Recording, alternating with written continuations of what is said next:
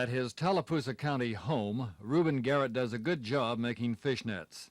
The retired Dadeville police officer has been making them since his retirement in 1968. Garrett's fishnet art is not what first attracted us to his place at Jackson's Gap, but rather this 8-inch long wild boar's tooth which curves back into the skull of the animal's jawbone. Garrett says the boar was killed by a relative of his several decades ago in the Midland Creek region of Jackson's Gap.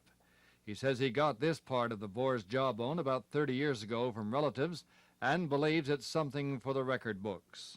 I do, because I've heard lots of people from far away say so. I don't think there's nothing like it nowhere.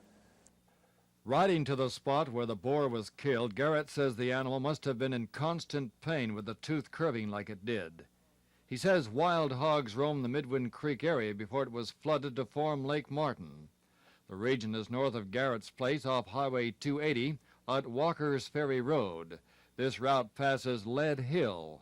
Garrett says school children and their parents came here over 100 years ago to get lead for pencils to use in school. Tallapoosa County's first courthouse stood on this corner. Jackson's Gap between Dadeville and Alex City is said to be among the oldest towns in the state. Reporting from Jackson's Gap in historic Tallapoosa County, George Mitchell, WSFA TV News.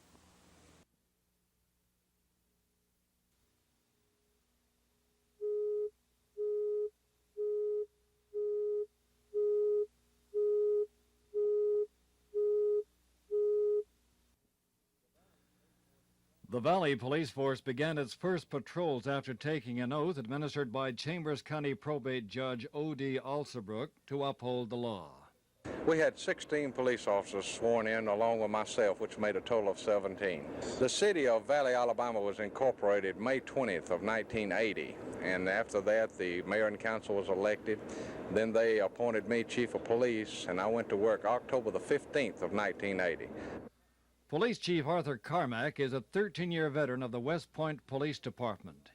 He says each of his officers is assigned to a specific area of the city, and they will shake the front and back doors of each business in this Alabama-Georgia border town twice nightly. Carmack says his officers travel in 4 marked patrol cars and keep watch over 8,000 Valley area residents. He says this will be increased another 1,000 people upon approval of an annexation measure to extend the police jurisdiction. Right now we are 7.5 square miles wide, and if we can get the legislation that we are hoping for, we will hold a referendum before too long, and if the annexation goes through, the city limits will be approximately 19 square miles. Carmack says Valley, which includes areas such as Shawmut, Langdale, Fairfax, and Riverview, needed to be incorporated 30 years ago. The police chief says his personnel will educate people about the law. He says he knows one set of laws which regulate everybody, the young, the old, rich, and the poor.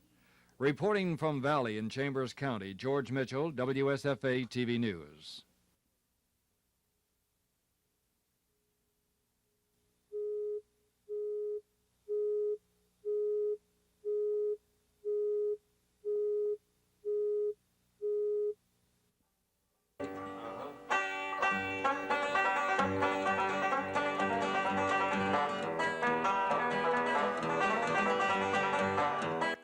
Smith says it's got to be bluegrass to be music.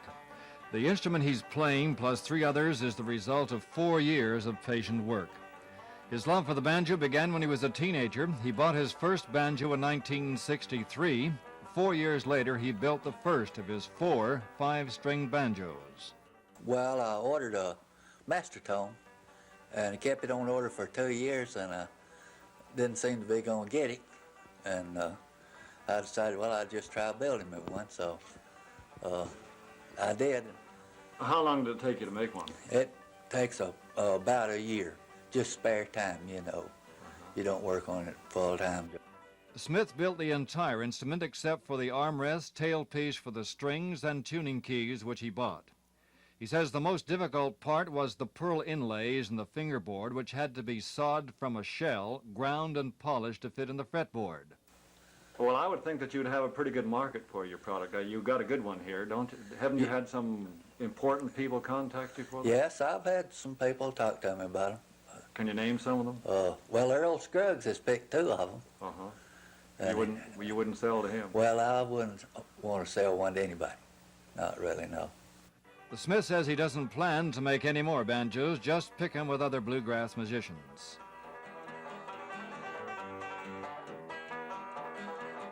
Reporting from Steele, Alabama, George Mitchell, WSFA TV News.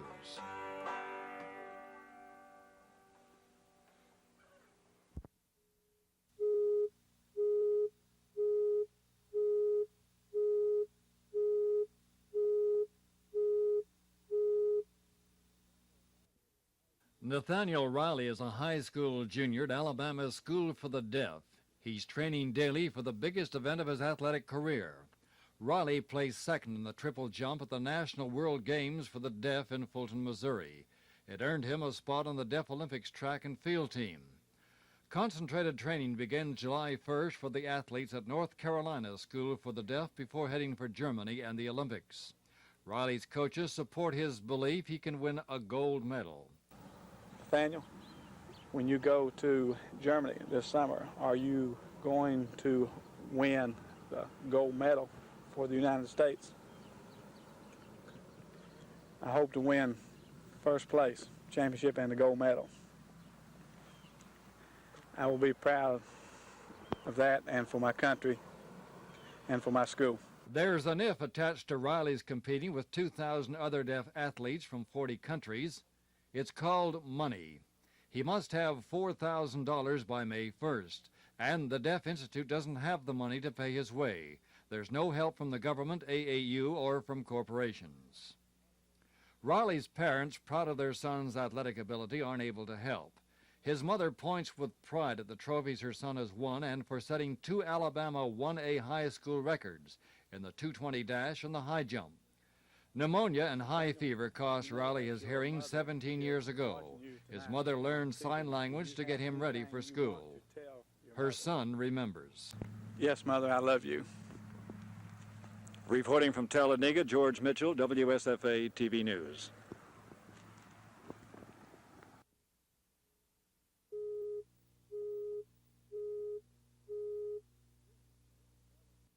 Keenan's Mill in Dallas County near Selma stopped operations in 1968. Built in 1861 by James Keenan, the water-powered grist mill was once a social center of community activity. Lillian Keenan, a niece of Keenan, now operates fishing ponds near the mill. She says she spent more than 50 years associated with the operation of the mill. She says it closed because it lost its miller. It's the way you know, that's all he did was run it. He knew and you could repair a lot. You could repair.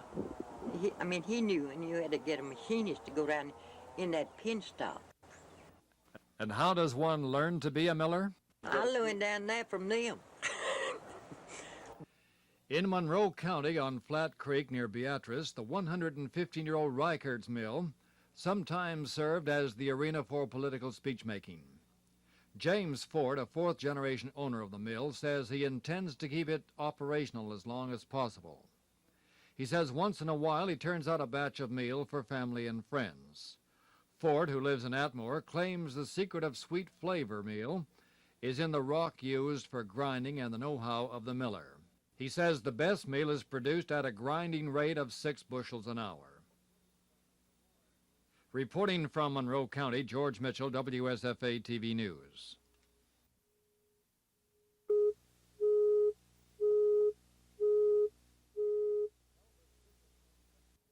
Elba's Superintendent of Education, Elmer Taylor, meets with his staff and board members around a table designed and built by Rayfield Reynolds. At City Hall, business is conducted by Mayor Bob English and city government at this Reynolds design table. His work can also be found in some churches, schools, and restaurants, as well as homes. Reynolds has been in this Elba location since the early 1950s. He's been making fine oak tables since 1925, first as a hobby, then as a livelihood. His 2 sons and a daughter-in-law are now part of the operation. He says he doesn't keep any ready stock of tables on hand because he builds as they're ordered. He says it takes from 1/2 day to 2 days to turn out a table. Reynolds spends most of his time in the patterns department cutting out his design pieces. Most of the table assembling is done by his sons and daughter-in-law. Reynolds says Fort Rucker personnel are mainly responsible for the number of his dining room tables ending up in homes overseas. In Alba, George Mitchell, WSFA TV News.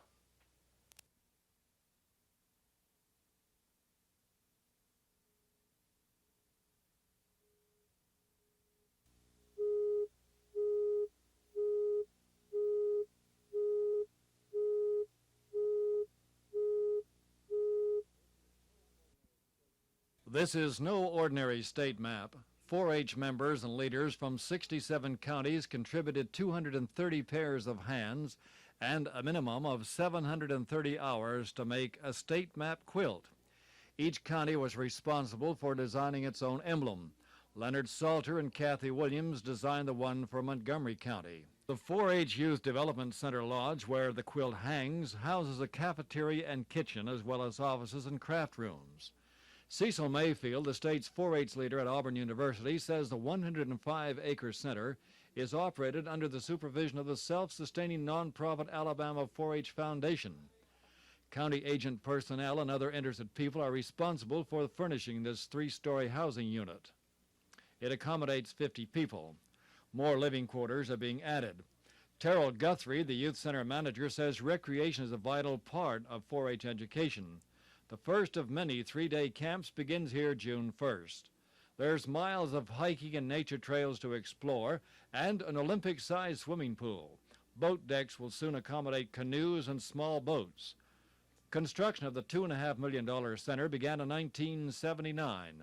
Located on the wooded banks of the Coosa River near Columbiana, it operates year-round, providing camping and conference facilities. Reporting from the 4-H Development Center in southeast Shelby County, George Mitchell, WSFA TV News.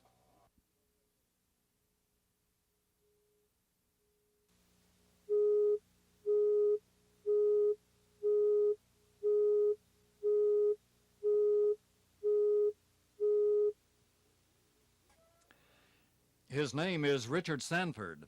He came here to Tuskegee 2 years ago from Las Vegas, Nevada. Sanford's still playing the saxophone, but now he's committed to religious music. He's part of the musical ensemble at Tuskegee's Greenwood Baptist Church.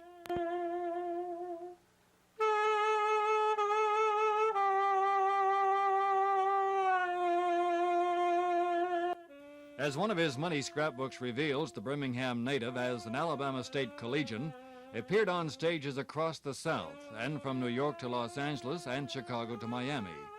First as a collegian, then as a member of the Erskine-Hawkins Big Band. Sanford recalls long lines of people waiting for tickets for the collegian shows and vividly remembers the band's sensational appearance at the 1933 Chicago World's Fair. The 15-member Alabama State Band dropped the name Collegians to form the Erskine-Hawkins Band. The Collegians' first student manager was retired Alabama State professor Dr. G. Garrett Hardy. The band broadcast over WSFA radio on the Saturdays it was in Montgomery. Sanford says he misses big bands, but he likes most types of music. I like big band music. I like Nashville. I like hee-haw.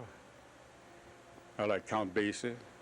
In Tuskegee, George Mitchell, WSFA TV News.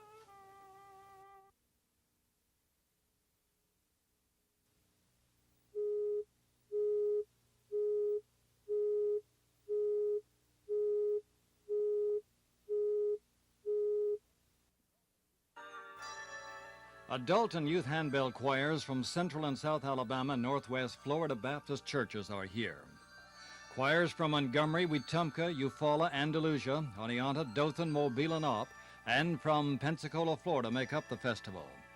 The 10 choirs at Montgomery's Eastern Hills Baptist Church are being critiqued by guest clinician Robert Young from the Southwestern Baptist Theological Seminary. Dedicated participants know the need for repetition to improve, and during mass choir rehearsals go over and over many musical selections preparing for a festival concert.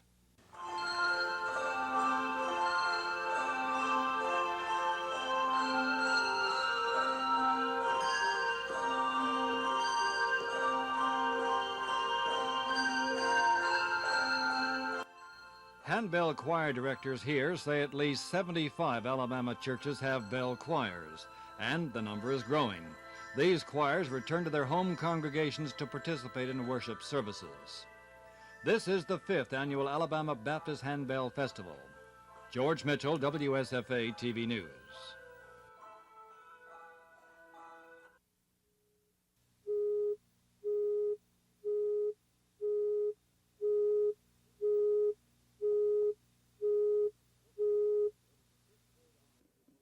Christy Smallwood is a 5th grade honor pupil at Lee County's Sanford Middle School. She maintains good grades despite her loss of 45 school days this year. It wasn't until last February, after Christy spent time in the University of Alabama Birmingham Hospital, could she play long periods of kickball and other games with her classmates. Instead of shots to control her diabetes, Christy wears an insulin pump. Her parents say for the first time in 2 years, Christy isn't suffering from constant nausea, weight loss, and dehydration. With the pump, she's getting a certain amount of insulin every 4 minutes a day. She's better controlled. We're not having to be constantly watching her. She's capable of doing just about anything she wants to do now. Christy, in January, had lost down to 52 pounds. And now, as of the other day, she weighs 77 pounds. The insulin pump weighs 8 ounces. A very small needle on the end of a very thin tube attached, the pump is inserted under Christy's skin. As needed, the battery-operated automatic syringe pumps small doses of insulin into her system. To ensure proper control over her diabetes, Christy watches her blood and urine closely with kits she uses for testing. She eats 6 times a day. Christy is one of about 70 people in Alabama who have adapted and can be motivated to use the insulin pump. She will carry it for life. It doesn't bother her because she says she feels good and can do the things other kids do. Doctors at UAB say the pump was adapted for use by persons with diabetes from its original use for chemotherapy injections by cancer patients. In Lee County, George Mitchell, WSFA TV News.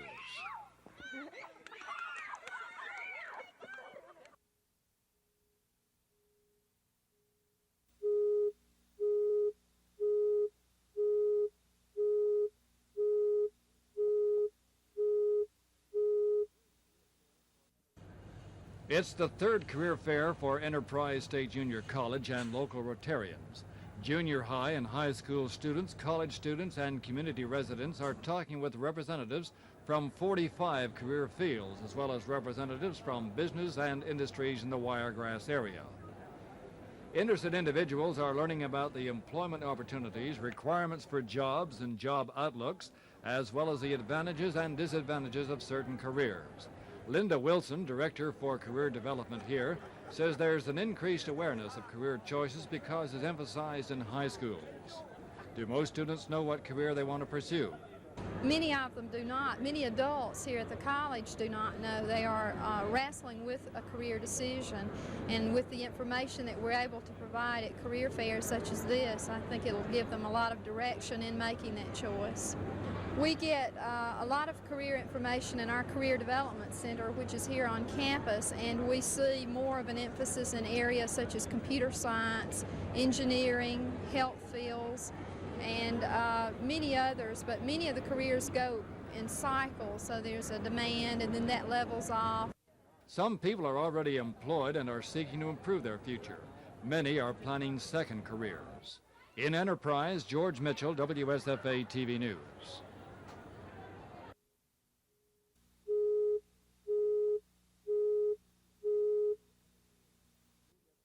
The road to Ansley Elementary School gets little use today except for those who attend a daycare center. The elementary school has been moved a mile down Shellhorn Road. This used to be Shellhorn High School before it was moved to Troy as part of a 1971 consolidation effort. It's open again, but now it's Shellhorn Elementary. It's one of 13 schools in the state given new life under Governor Fob James' War on Illiteracy program. Pike County's Board of Education responded to a request from the governor's office through the State Department of Education for proposals in the areas of basic skills. Through this effort, individual education programs have been arranged. Remodeled and renovated with a $100,000 state grant, Shellhorn Elementary is larger and safer than the facility at Ainsley. No longer will pupils need to go outside to change classrooms. Hallways here are wide and carpeted. Classrooms are spacious and well lighted. The library is neatly arranged with adequate supplies and personnel. It's taken 2 years to complete the major phase of the standard school program at Shellhorn Elementary School. Educators anticipate more improvements. In Pike County, George Mitchell, WSFA TV News.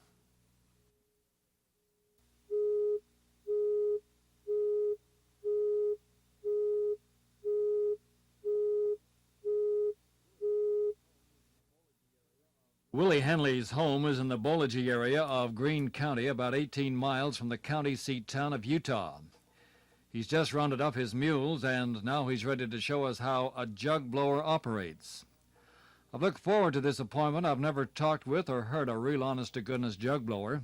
Henley wastes little time getting into his act.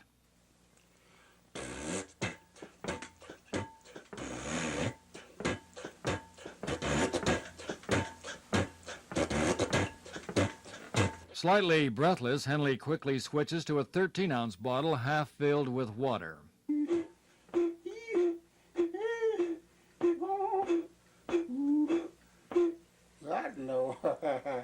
You get you the right jump, big boy. Henley says he was at a party more than 30 years ago when he first got to blowing a jug. The jolly-faced farmer says the most fun he has is when he's whooping a jug while somebody is playing the mouth harp and a guitar. Jane Sapp in the Miles College Utah community-based art education program helped us find Henley and other folklore.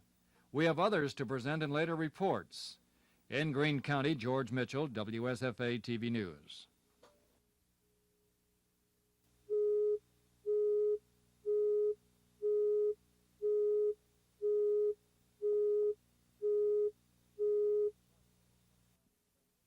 Charles Cardwell sometimes spends 12 to 14 hours a day in his repair shop adjacent to his Sylacauga home. He knows every inch of the shop he helped build, and he knows just about all there is to know about repairing Volkswagens. Cardwell has never seen a VW. He lost his eyesight 8 years before the first one was sold by a U.S. distributor. Well, I bought my first Volkswagen back in 1960. I was in the garage business anyway, and I started doing my own servicing, and 7 or 8 other people around that had them wanted me to service their car, and it just gradually grew, and so after a few years I quit working on anything but Volkswagen. He works alone and stresses when he does a job, he knows it's done right. I know it's an old thing that people say, but I'd like any job that I turn out to be as good as if I were doing it for myself. Installing shocks isn't his favorite job. Oh, I'll put on maybe 1 set a month or something like that. It's not my favorite job. Well, how can a person like you who doesn't see work on a motor that you're tuning out? Oh, there's no problem. Because 99% of everything you do anyway is either with touch or with listening to it. All right, now, can you hear that? Cardwell doesn't have any automobile manuals and any special tools except for an engine timing device that buzzes instead of flashing. He's satisfied with his accomplishments, even though he didn't get to be a high school principal as he had planned. But he says, if I hadn't gone blind, I wouldn't be a Volkswagen mechanic. Reporting from Sylacauga, George Mitchell, WSFA TV News.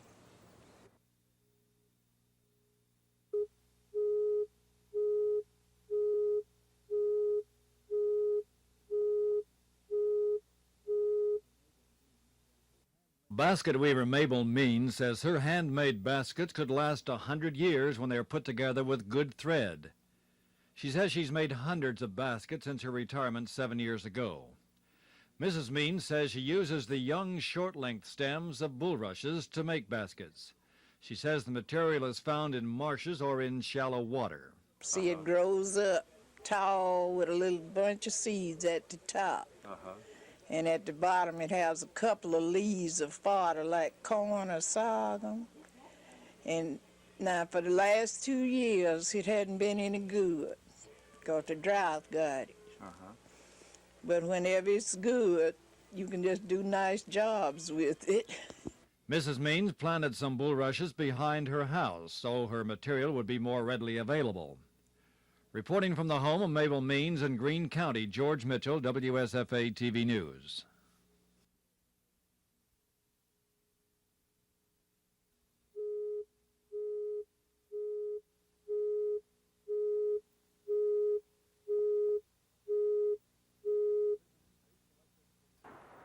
Prison inmates selected for the special detail are medium security prisoners sentenced to less than 10 years. 4 days each week, 2 crews of 20 men leave Draper Prison by bus at 6:30 in the morning and spend 10 hours working along Interstate 65 from Lowndes County to Chilton County and Interstate 85 from Montgomery to Macon County. 2 armed guards supervise each crew. Ron Tate, spokesman for the Department of Corrections, says the use of the prisoners is limited to interstate highways because they are fenced in except for exits. Tate says the experimental program could be expanded. We would hope to go ahead and expand this later, possibly by the end of summer if this works out, on down to our Atmore facilities at Fountain. Working in conjunction with the State Highway Department's Montgomery District, the prisoners receive a sack lunch and water at rest breaks. Except for an incident this week when one inmate attempted an escape, there haven't been any reported problems. Prisons Commissioner Robert Britton says the program fits in with his goal and a federal court requirement of having a meaningful job for all inmates. George Mitchell, WSFA TV News.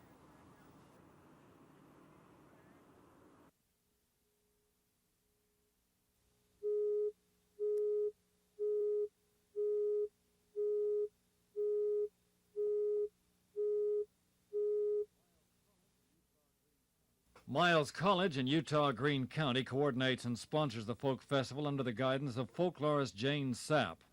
The Greene County Festival encourages the survival of significant parts of the local heritage, such as the music, crafts, dance, folk tales, and oral history. Artists like Levert Hicks demonstrates a continuing interest in folk tradition.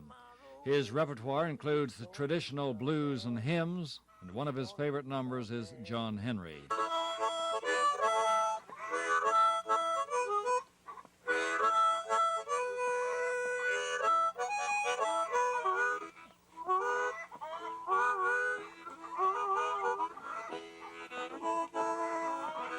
Hicks makes his mouth harp, as he calls it, talk, sing, moan, and rock. He says it all began in the late 20s with a 10-cent harmonica. Where do you learn all your tunes?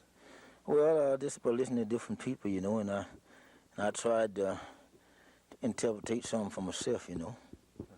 And I learned how you try to get them notes, and you move your tongue from one note to another one, you know. And like I'm saying, see that's changed the tune in that, see. And like if my blow John Henry, I say, see, I suck one and blow the other one, see. Hicks says he's anxious for the annual folklore festival to begin so he can publicly entertain.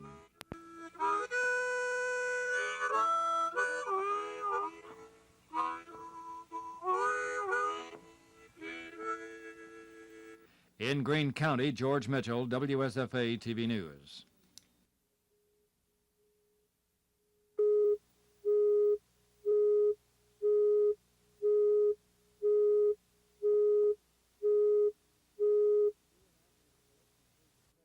Elin Anthony's collection includes a check signed by each of the nation's 40 presidents, with the exception of Zachary Taylor, Jimmy Carter, and Ronald Reagan.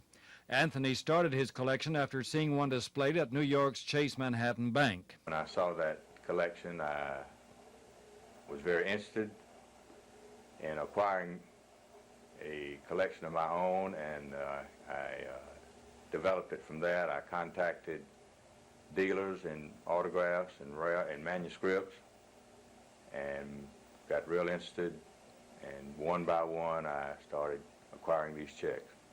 Anthony says 3 of his checks are worth more than all the others put together. His most valuable check is one signed by President George Washington. Because it is a printed check. President Washington printed the check himself, and that makes it valuable, and they are rare because very few presidents printed their own check. Someone else did it for him, but they wrote it out in longhand, but he printed check, is rare. Anthony says there are a lot of forgers around, and he never buys a check unless its authenticity is approved by Charles Hamilton, the world's foremost authority on signatures. His collection is one of 5 such sets in the nation. Anthony displays his collection periodically at Andalusia's Commercial Bank. In Covington County, George Mitchell, WSFA TV News.